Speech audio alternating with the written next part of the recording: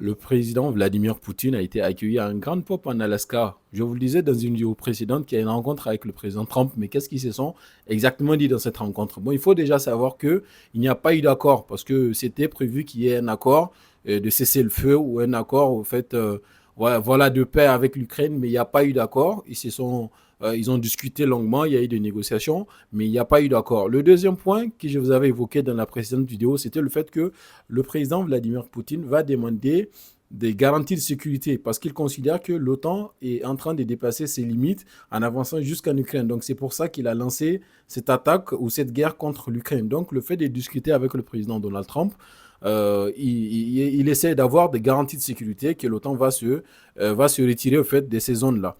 Et d'ailleurs, dans leur communiqué final, de la conférence de presse qu'il y a eu entre Donald Trump et le président Poutine, il y a eu le fait que le président Donald Trump a dit qu'il va consulter ses partenaires de l'OTAN pour voir comment ils peuvent trouver des solutions. Alors, ce qui est sûr, c'est que le président Vladimir Poutine, qui n'a pas été invité, l'Union européenne, vont se retrouver, le président Zelensky, excusez-moi, vont se retrouver le lundi à la Maison Blanche pour essayer voilà, de trouver des solutions ou bien de faire des compromis par rapport aux propositions russes.